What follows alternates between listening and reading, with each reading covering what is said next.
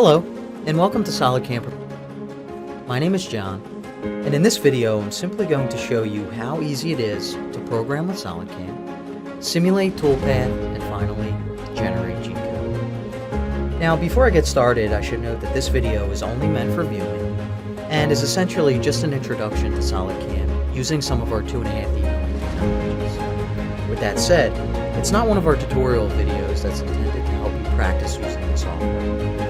So you'll see that many of the explanations normally provided will not be included here. Alright, now I'll get started with a quick introduction to SolidCAM. Let's take a look at my screen. First of all, as you can see, I'm working in SolidWorks. I have my model on the screen, and the next thing I want to do is create toolpath to machine this part, resulting in a finished product exactly as I see it here, otherwise known as my target. Since I'm ready to machine, I'm ready to start SolidCAM and create the CAM part. Now, a key thing you should know is that SolidCAM provides a seamless single window integration to SolidWorks, so all your CAD and CAM is done without having to leave the SolidWorks environment. In addition, the created CAM part will provide full associativity to the SolidWorks design model. So, that means if I make any changes to my model today and open the related CAM part tomorrow, SolidCAM can automatically update my CAM project and my machining operations accordingly. In the SolidWorks main menu, I'll click SolidCAM, New, Milling. The New Milling Part dialog box is displayed. Now, I customized my CAM settings to do two things. First, my CAM project will be created using the internal mode by default. This mode will store the SolidCAM data inside my SolidWorks part file.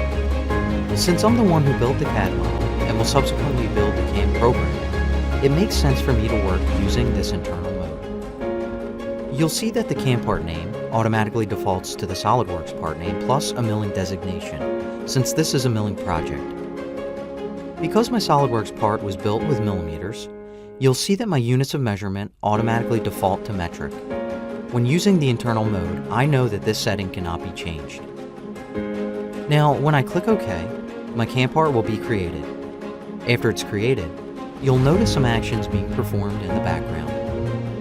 SolidCAM is automatically defining the CAM part according to my requested specifications, which was the second thing I asked to be performed in my CAM settings. After the automated CAM part definition process is completed, SolidCAM prompts me to let me know that I can now start adding operations. But before I add any milling operations, you're probably asking yourself, what exactly did SolidCAM just do? Well, there are some important definitions that SolidCAM needs to know before we can calculate toolpath, perform any simulations, and finally output G-code. These definitions include the post-processor I'll be using to output G-code for my CNC machine, the coordinate system or origin for all my machining operations, and finally the stock and target models. In the SolidWorks graphics area, the coordinate system is shown on the top center of my model box, and it looks very similar to the SolidWorks reference triad that you see in the bottom left corner. The stock is represented graphically by the gray bounding box around my model, which was then defined as my target. Now that SolidCAM knows all these things, I can start adding my operations, and in doing so, I'm going to show you just how quick and easy it is to program this part using SolidCAM. Now, in looking at this part as a whole, I know I can complete the program in basically 4 2.5D milling operations. First, I want to perform a face milling operation on the top surface. I'll go to the SolidCAM manager on the left, where I can add the first operation. I'll right-click Operations, Add Milling Operation, and select Face. The operation dialog box appears and enables me to define the parameters that are specific to the machining technology. You'll notice that all my machining operations will follow this same type of workflow, as shown in the tree here on the left. The first thing I need to do is define the machining geometry. This will inform SolidCAM what areas of the model I want machined. So first on the list is of course the geometry page, where I'll click the New button. The default selections are mostly used. In the base geometry section, however, I'll click the drop down and select Target from the list. Now I'll simply click OK to confirm the geometry definition. Moving down to the tool page, I have to define and or select the tool I want to use to perform the machining. I'll first click the Select button. Now for this CAM project, I set up a tool library ahead of time to cover all my operations. So rather than defining new tools, I'm just going to import them. To do that, I'll click the Import Tools button. My default library loads, and I'll click the Import All Tools button at the bottom left corner to add them to my part tool table. I'll click OK, select my face mill from the part tool table, and then click the Select button to choose the tool for the operation. Next, I have to move down to the Levels page to tell SolidCAM on what Z levels to start and end the machining. These Z levels can be picked directly on the model. First, I'll define the upper level, which is the top of my stock in this case. Then, I'll define the face depth, which is the top face of my target model. Next up, I need to tell SolidCAM how I would like the machining performed based on the face milling technology. So, I'll move down to the Technology page to define the technological parameters. I want to use the option of 1-pass for my technology, and the remaining default parameters are suitable for facing this part. The last parameters page most typically used is the link page. For this operation, however, I'm not going to define a lead in or lead out as it's not necessary. Now that I'm finished with the operation definition, I'll simply click the Save and Calculate button to add the operation to the CAM tree and calculate the tool path. Now for this particular video, I'll simulate the tool path for all my machining operations after the part programming is completed. Next, I want to machine the outside shape. For that, I'll use a profile operation. Again, I'll right-click Operations, Add Milling Operation, and select Profile. I'll click the New button on the Geometry page to define the machining geometry. In the SolidWorks graphics area, I'll pick on the outside contour of the model to start the chain definition.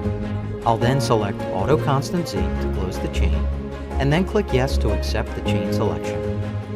To confirm the geometry definition, I'll click OK.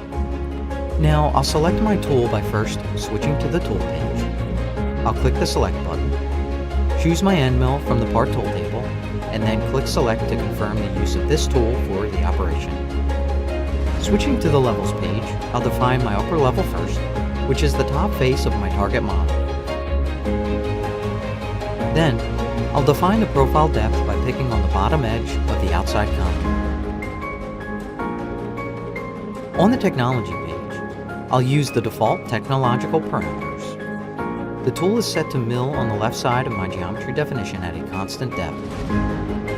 Lastly, I want to switch to the Link page to define the approach and retreat of the tool link movements relative to the profile machining. I want to perform a 3mm arc lead in, and I'll set the lead out to do the same. Finally, I'll click Save and Calculate to add the operation to the CAM tree and calculate the tool path. Next up, I'm going to define a pocket operation to perform the machining of the pocket. I'll right-click Operations, Add Milling Operation, and select Pocket. I'll click the New button to start the geometry definition.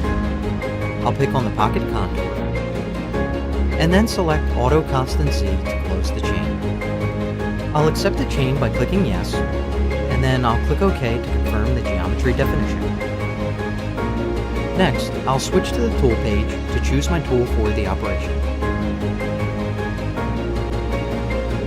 Switching to the Levels page, I'll define my upper level first, which is again the top face of my target model. Then, I'll define the pocket depth by picking on the lower surface of the pocket. On the Technology page, I'll again use the default settings. My tool will perform the cutting with a contour strategy and will overlap 50% of its diameter with each step over. Lastly, I want to switch to the Link page to specify how I'd like the tool to enter the material. In the ramping area, I'll choose Helical from the drop-down list. The pocket operation is now defined, so I'll click Save and Calculate to add it to the CAM tree and calculate the tool path. Now, the last thing I'd like to do is have SolidCAM perform the drilling of the holes in the four corners of my part. To add the operation, I'll right-click Operations, Add Milling Operation, and select Drilling. To start the geometry definition, I'll click the New button. Using the default selections and filters, all I have to do is simply just pick on the top face of the target model. SolidCAM finds all 4 holes on the selected surface and uses their center points as drill positions. I'll click OK to confirm the geometry definition.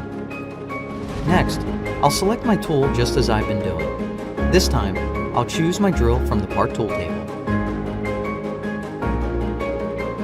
Next, I'll define the levels.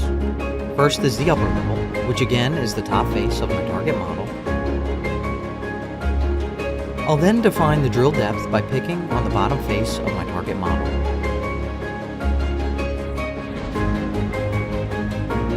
For the depth type, I'll select full diameter because I want the full diameter of the tool to reach the defined drilling depth. Lastly, I'm going to use the default technological parameters. Now that the drilling operation is defined, I'll click Save and Calculate to add it to the CAM tray and calculate the tool path. The part programming is completed at this point. Now, the next important thing I'd like to do is simulate the tool path prior to generating G-code, and finally cutting this part on my machine. I'll click the Simulate button to display the simulation control panel. Since I haven't yet simulated any of my operations, I'd really like to simulate the toolpath for the CAM project in its entirety. To do so, I'll highlight all the operations by selecting them. This will start the simulation from the beginning. Or I can simply just click the operations header. For this example, I'll use my Solid Verify mode so I can see the tool moving through the solid stock material. The simulation looks great. Now I know I'm ready to cut this part on my machine. But first, I need to generate a G-code file. I'll exit the simulation and operation dialog boxes.